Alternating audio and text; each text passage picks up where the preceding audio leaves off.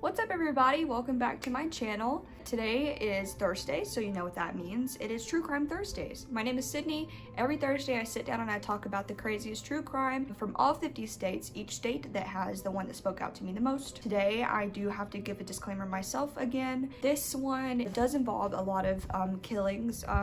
There's a few child deaths. There's also sexual assault and incest in this case, so I just wanted to prepare y'all for that and let y'all get ready for today's story because it is a little wild. It's true crime, it's murder, it's always wild, it's always gruesome, but today, you know, it's a little bit more graphic than normal, so just want to put out a disclaimer before my typed up disclaimer. If you like true crime and you enjoy it, I hope that you will click the subscribe button and, you know, comment down below after the video what your thoughts are. So I hope that you guys enjoy this video. So without further ado, we will talk about the Christmas killings made by Ronald Gene Simmons of Arkansas.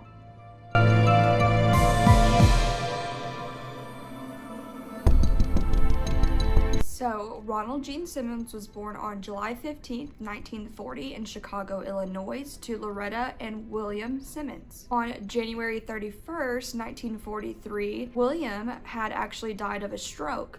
Loretta didn't actually take any time at all after her husband's death. She remarried that exact same year to another guy also named William.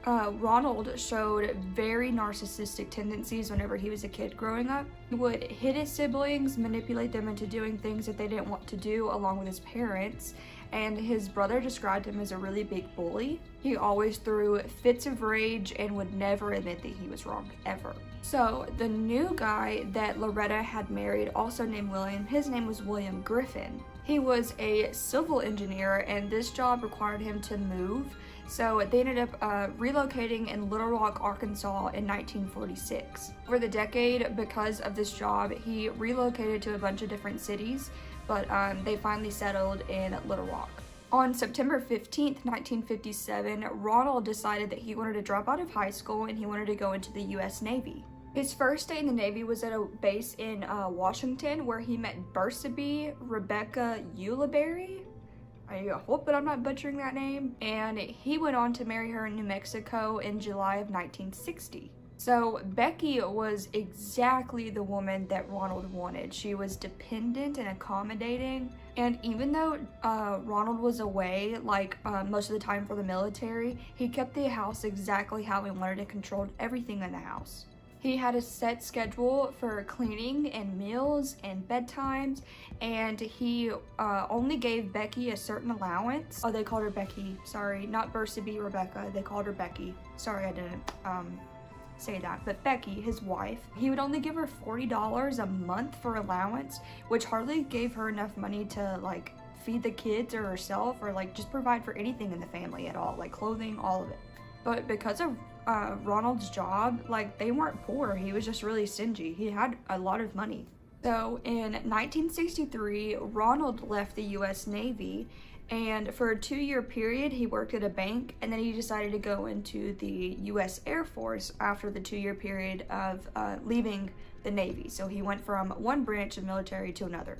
So when Ronald joined the Air Force, he worked in the Office of Special Investigations in Saigon during the Vietnam War, and it was said that he like really excelled in his job. He was really good at what he did. During this job, he was living lavishly. He had a maid, a cook, a warm bed to sleep in. As he was living this amazing life, Becky and his now 7 children were starving back home. They were living in poverty.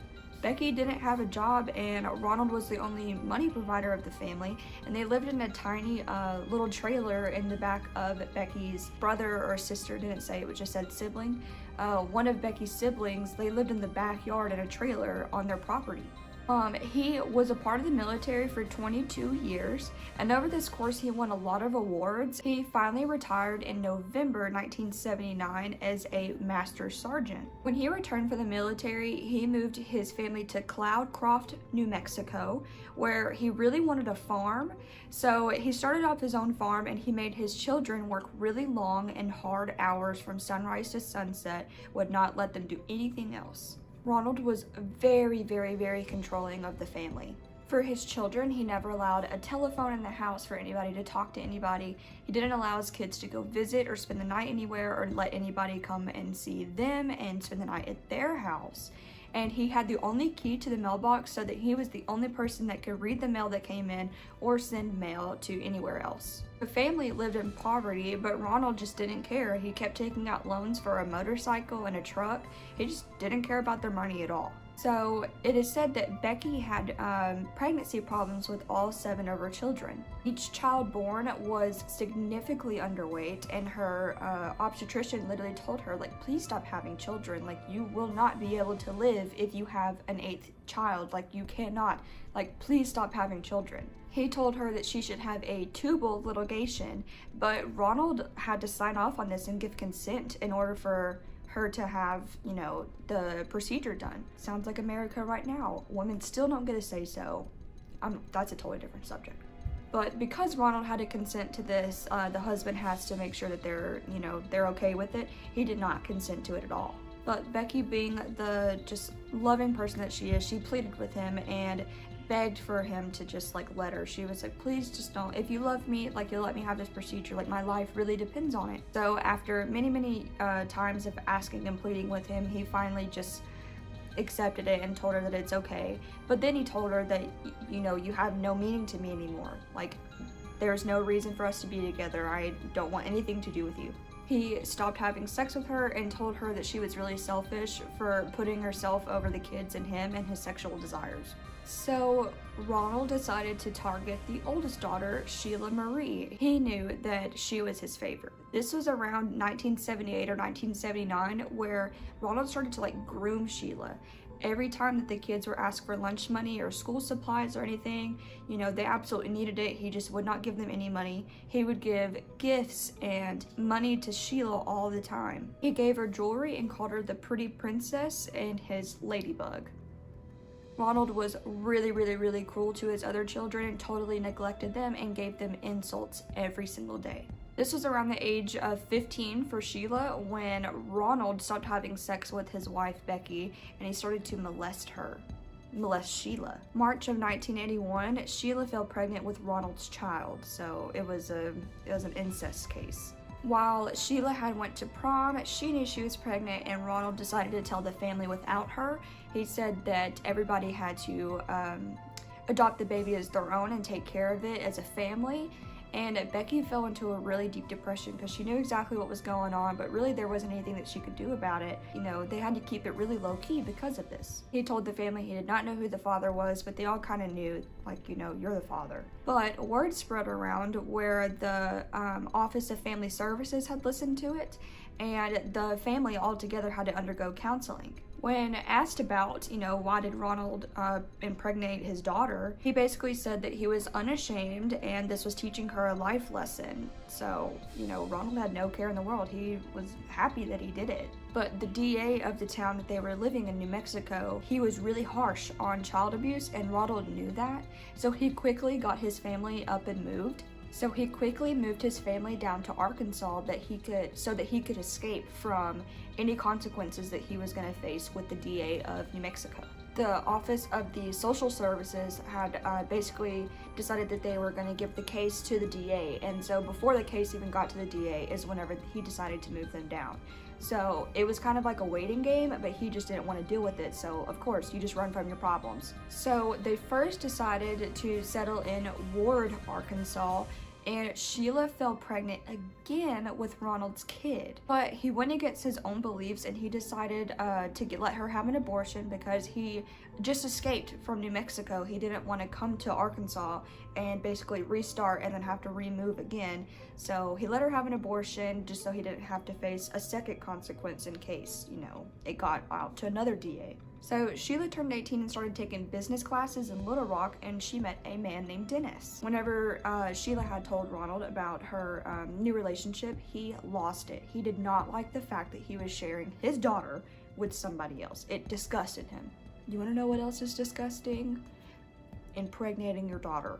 That's disgusting. Let's be real. Let's be real, Ronald. So because of this and the new relationship, he decided to move his family to Dover, Arkansas. It caused more of a financial struggle on the family from the move of how many times they've been moving. The house did not have a big farm like he had dreamt, and he did not have the same resources that he had in New Mexico because of how small the land was. Because of moving so many times, Ronald didn't have a stable job and he was in a lot of debt. So Ronald decided to make the kids go outside and dig a 4-foot ditch, and he basically told them that it was going to be used as like an outhouse. He made them do it outside in the backyard. So this was a project that him and the kids could do, you know, family time. So Ronald and Becky's 2 oldest sons had moved out and gotten married and started their own families. Sheila actually rekindled with Dennis, and they ended up getting married. She came out to Dennis and told him the true story of who her baby, her name was Sylvia. She had told him the true story of like who her father is. You know, she had to tell him like, you know, this is what happened. Like this kid is my father's. And Dennis accepted it and didn't make a big deal out of it. And he actually adopted Sylvia as his own. Ronald was such a control freak that he was losing his mind. His family was slipping through his fingers. Everybody was moving off, getting married. And now Sheila, his pride and joy, is married and, you know, living lavishly with her new husband. So because of this, he went out and bought a gun. Sheila was gone. He had no more, you know, sexual desires for his wife, and he just felt alone. And just how disgusting is that? Like, the one person that, like, you know, your daughter that you're not able to have sex with anymore, you just don't like your other part of the family, you're not attracted to other members of your family. That's so gross. So on December 22nd, 1987, Ronald decided, because everything was falling apart, as the youngest kids went to school, he wanted to put a stop to it. Gene, his oldest son, and his daughter Barbara decided to visit for the holidays, so they were at the house with him. He went into the room that Gene was sitting in and decided to plunge a big metal pipe into Gene. After seeing that the pipe did not kill him, he decided to shoot him several times. In another room, Becky was cradling Barbara, Gene's daughter, and pleading for their lives. She knew exactly what was going on whenever she heard the shots. And it's just so sad, like she just kept pleading for her life almost her whole marriage. He then shot Becky and decided to strangle Barbara with a fish stringer. He put their bodies in a wheelbarrow and decided to dump them in the ditch that his family had dug up a few months earlier. It wasn't for an outhouse. He knew exactly what he was doing. This was completely premeditated. He was going to kill his family, and that is why he made his family dig their own graves. After he dumped the bodies, he decided to cover them in kerosene. This next part makes me sick to my stomach. Okay, so I just want to give a warning. This one's a little graphic. The youngest children had arrived home from school. Marianne, Rebecca, Eddie, and Loretta greeted them with a big surprise, telling them that he had a big gift for them. He put them in the car and he decided to blast Christmas carols for them to sing, and he took them out one by one. He had the first one come out and he decided to drown them in the rain barrel one by one, and he dumped them on the bodies of Becky, Gene, and Barbara.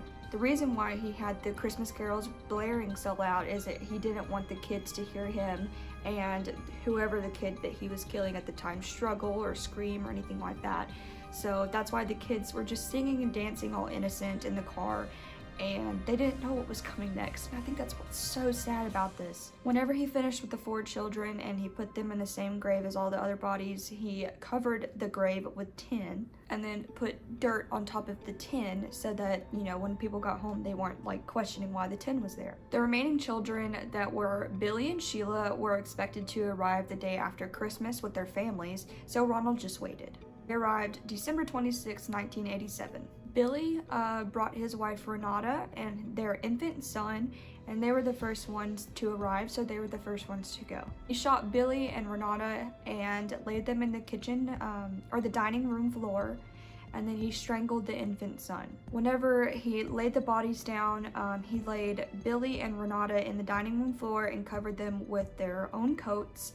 And then after he strangled the son, he wrapped him in plastic and placed him in the trunk of his car. Sheila and Dennis arrived with Sylvia. Sylvia is Sheila and Ronald's daughter. And then Sheila and Dennis had their own son named Michael. Ronald shot the couple exactly how he did the others, and then strangled the other kids just like he did with the earlier kids.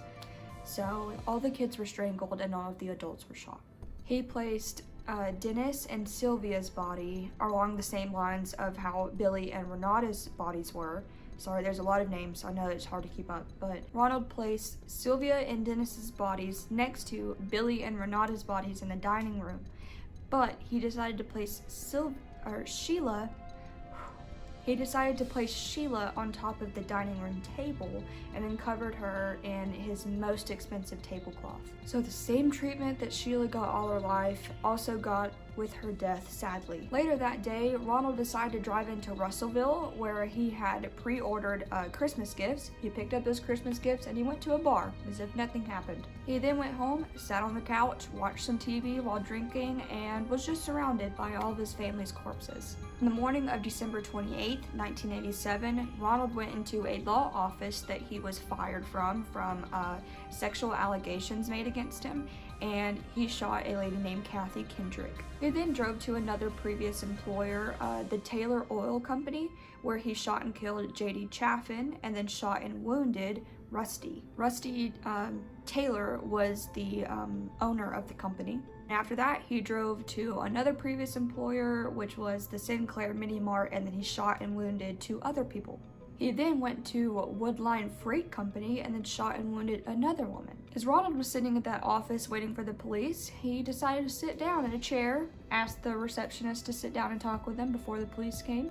And then the authorities arrived and he, gladly complied. He did not resist. He gave him the gun. He took his arrest very easily. He didn't struggle at all. He was like, oh yeah, I did it, yeah. Here you go. There you go. I don't get it. Ronald sat in a cell at the local detention center while police went to his home and found all of his family's bodies. Ronald was sent to a state hospital for a psych evaluation in Little Rock, and Dr. Irving Keogh, or however you say it, told him that he was sane. He was able to stand trial. So Ronald had 2 separate trials. The first trial consisted of the deaths of J.D. Chaffin and Kathy Kendrick, and this happened on February 10th, 1989. Ronald was sentenced to death by lethal injection plus 147 years. Almost a year later, on February 10th, 1999, Robert had his second trial for the deaths of his family, where he was found guilty of 14 counts of capital murder. In his final trial hearing, Ronald stated, "In my particular case, anything short of death would be cruel and unusual punishment." During his second trial, his prosecuting attorney, John Bynum, decided to say that there was a possible motive as to why Ronald killed his family. He read aloud a note that Ronald had written for his daughter Sheila that had very strong love against her. He was like, "I love you so much," talking about his daughter. The strong love made Ronald go crazy, and he lashed out against John and punched him right in the face, and then proceeded to try and grab a gun off of a cop's hip, and obviously he failed to do so, and they took him out of the courtroom almost immediately. Ronald chose lethal injection himself, and he was put to death June 25th of 1990. This was the absolute quickest sentence to execution since the death penalty was taken back in 1976. Because most of the time, people that are on death row happen to be on death row for years and years. But his was almost like a year, only like a year or two that he had to stay on death row. He was killed almost immediately. His last words were, "Justice delayed, finally be done. It's justifiable homicide." And I'm just gonna throw this in there. I think it's really cool, seeing what, death row prisoners get for their last meal. So, Ronald's last meal was an 8-ounce filet mignon, cooked well done. If you cook a steak well done, especially a filet, you've killed a person. And here we go. Look at that. He's killed multiple.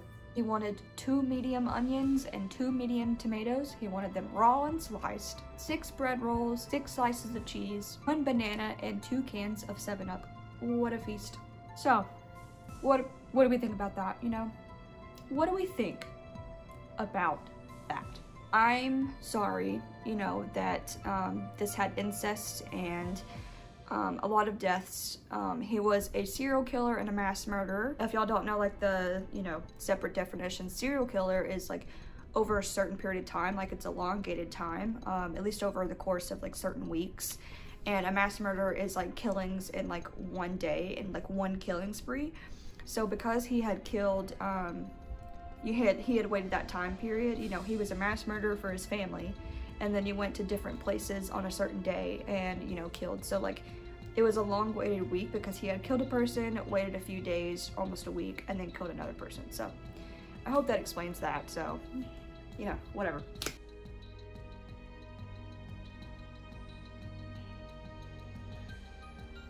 This guy sucks. This guy is the worst. Let's be 100% honest with each other. This guy sucks. I feel so unbelievably bad for those families. Like, it's kind of scary because you never know. Like, you never know when someone's gonna click and just like a change just happens. And I think that's the scariest part. It's the most gross part too. Like, that just hurts, you know? I don't want that to happen to anybody. So just be aware of your surroundings, I guess, you know? I don't know. I think that's the thing. You just never know who's gonna click and go crazy. So you can't really. I want y'all to know and learn something from this. But what do you learn from this? Like, I don't. My heart hurts because I want to tell you guys like a certain advice. You just can't give advice. I don't know. Maybe if the case would have gone a little bit quicker about Sheila and Ronald in New Mexico, that would have gotten to the DA quicker. Everybody's lives would be saved. So if you work in an office of social services, don't waste any time. Just send the case. I don't know, maybe that could help. I wish I could give you more, and I'm sorry that I can't. That is it. That is it for today, everybody. I hope you guys enjoyed this video. Be safe out there, okay? And I, you know, love y'all and appreciate y'all so much. Make sure to subscribe and like and tell your friends. All right, everybody, have a wonderful day, and I will see you next week. Bye.